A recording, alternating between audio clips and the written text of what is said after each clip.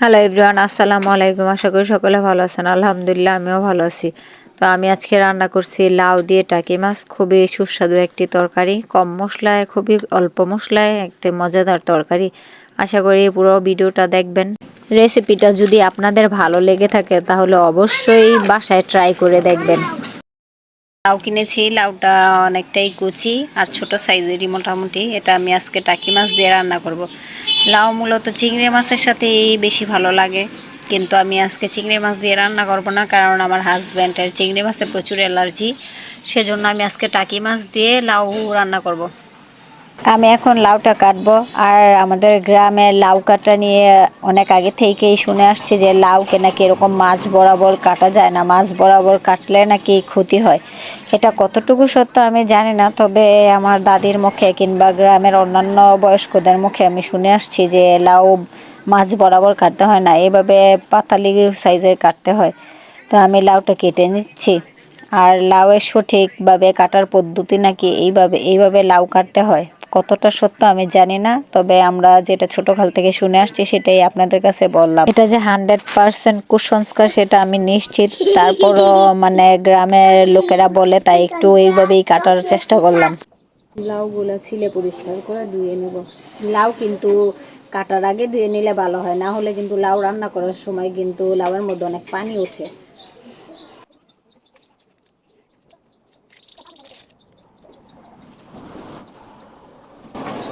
লাউগুলা ভালোভাবে পরিষ্কার করে নেব। লাউয়ের মধ্যে কষ আছে, এই কষগুলো ভালোভাবে ধুয়ে নেব।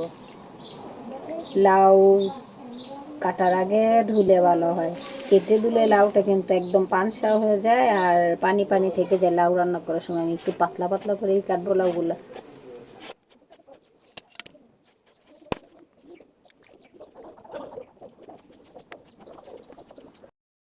আমি কি ভালোভাবে লবণ দিয়ে কষলিয়ে দিয়ে দেবো।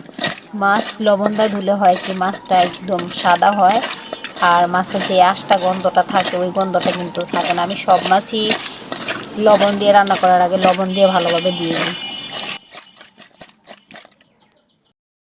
রান্না করার জন্য সব কিছু আমি রেডি করে নিয়েছি। এখানে মাছগুলো ছোট ছোট করে কেটে নিয়েছি আর ভালোভাবে পরিষ্কার করে নিয়েছি। এখানে টমেটো, কাঁচামরিচ, তারপর পেঁয়াজ কুচি আর লাউটা তো আমি ভালোভাবে পরিষ্কার করে ধুয়ে নিয়েছি। আর আমি এই রান্নার মধ্যে টক যেই টমেটোটা থাকে ওই টমেটোটা আমি ব্যবহার করতেছি। দিয়ে দেবো কড়াইয়ের মধ্যে তেল, পেঁয়াজ কুচি দিয়ে দিলাম। পেঁয়াজটাকে একটু ভেজে নেব।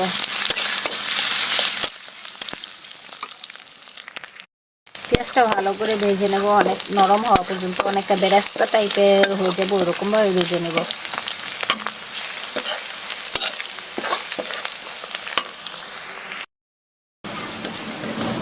আমার পেঁয়াজটা ভাজা হয়ে গেছে, এখন দিয়ে দিব আদা রসুন বাটা।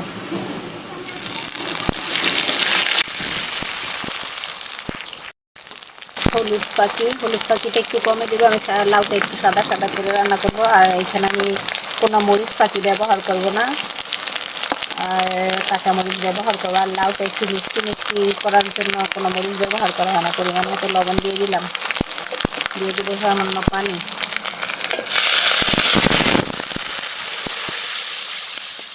অনেকে অনেকভাবে রান্না করে, কিন্তু আমার কাছে মনে হয় যে লাউটা একটু ঠান্ডা ঠান্ডা হলে খেতে ভালো লাগে।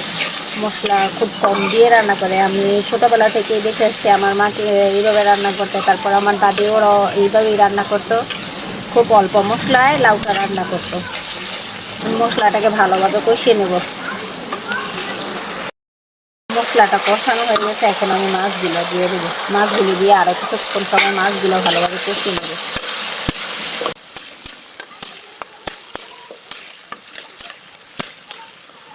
আমি মাছগুলো ছোটো ছোটো করে দিয়েছি, যাতে মানে মাছের পরিমাণ কম, সেজন্য আমি মাছগুলা ছোটো ছোটো করে দিয়েছি। মাছগুলো ভালোভাবে কষিয়ে নেব।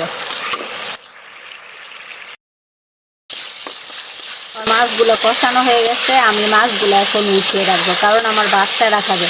আপনারা চাইলে মাছগুলো না উঠিয়েও রান্না করতে পারেন, আর আমার বাচ্চারা খাবে সেহেতু আমি মাছগুলো উঠিয়ে রাখবো, নয়তো কিন্তু কাটা কাটা হয়ে যাবে। আপনাদের ইচ্ছা, আপনারা চাইলে মাছগুলো না উঠিয়ে এখানে সরাসরি লাউটা দিয়ে দিতে পারেন, কিন্তু আমি এখন মাছগুলো উঠিয়ে নেব। আমি উঠিয়ে রাখছি, এখন এর মধ্যে লাউগুলা দিয়ে দেবো।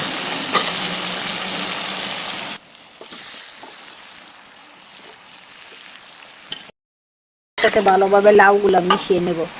আর আমি লাউ রান্নার মধ্যে কিন্তু এক্সট্রা কোনো পানি ব্যবহার করব না। আর লাউয়ের মধ্যেই কিন্তু অনেক পানি উঠে রান্নার সময়। যদিও মনে হচ্ছে এখন কড়াইয়ের মধ্যে লাউগুলা ধরবে না, কিন্তু লাউগুলা কিন্তু সিদ্ধ হওয়ার পর অনেকটাই কমে আসবে।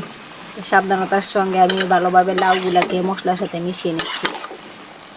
আর অনেক লাউ আছে সিদ্ধ হতে চায় না, তবে এটা যেহেতু একদম কুচি লাউ, তাই আমি এই লাউ রান্নাটায় কোনো এক্সট্রা কোনো পানি রান্না করব না। ভালোভাবে মশলাগুলো মিশানো হয়ে গেলে আমি ঢেকে দেবো। ছেড়ে মশলার সাথে লাউগুলো মিশিয়ে নিয়েছি। এখন 4-5 মিনিটের জন্য লাউগুলোকে ঢেকে দেবো। চলুন দেখে আসি লাউয়ের কি অবস্থা। এই যে অলরেডি কিন্তু লাউয়ের মধ্যে থেকে কত পানি উঠে গেছে দেখতে পাচ্ছেন আপনারা। আমি আপনাদের একটু দেখাই, দেখছেন অলরেডি লাউয়ের মধ্যে থেকে কিন্তু অনেক পানি উঠে গেছে। একটু নেড়ে চেড়ে দিব, একটু মিক্সটা নেড়ে চেড়ে দিব যাতে ভালোভাবে সিদ্ধ হয়ে যায়।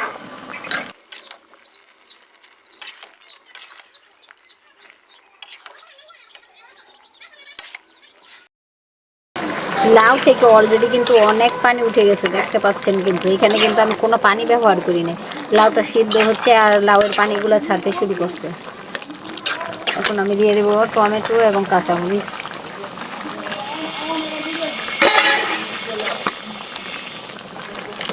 সামান্য একটু চিনিও দিয়ে দেবো। আর এটা হচ্ছে অপশনাল, আপনারা চাইলে দিতেও পারেন, না দিতেও পারেন। তবে আমার কাছে লাউটা মনে হয় যে একটু মিষ্টি মিষ্টি হলে খেতে ভালো লাগে। আর এখনকার বাজারের লাউগুলো তো তেমন একটা মিষ্টি হয় না, সেজন্য আমি একটু চিনি অ্যাড করে দিলাম।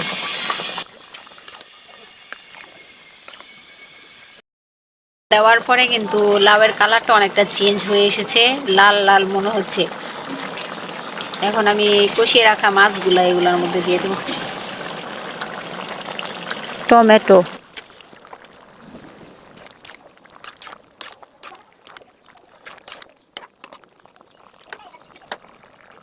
আমার রান্নাটা প্রায় শেষ হয়ে এসেছে। এখন দিয়ে দিব কিছু ধনেপাতা কুচি।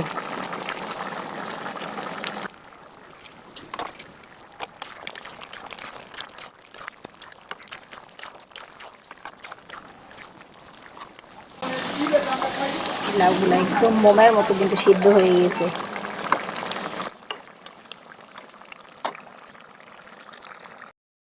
রান্নাটা কিন্তু কমপ্লিট হয়েছে, অসম্ভব সুন্দর একটা কালার এসেছে। কিন্তু এখন আমি চুলাটা বন্ধ করে দেব। কালারটা কিন্তু অনেক সুন্দর লাগতেছে আমার কাছে কালারটা। বাকিটা খাওয়ার পর বলতে পারবো কতটা টেস্ট হয়েছে। আপনাদের কাছে দেখে কি মনে হয় লাউটা কীরকম টেস্ট হবে, অবশ্যই কমেন্ট করে জানাবেন।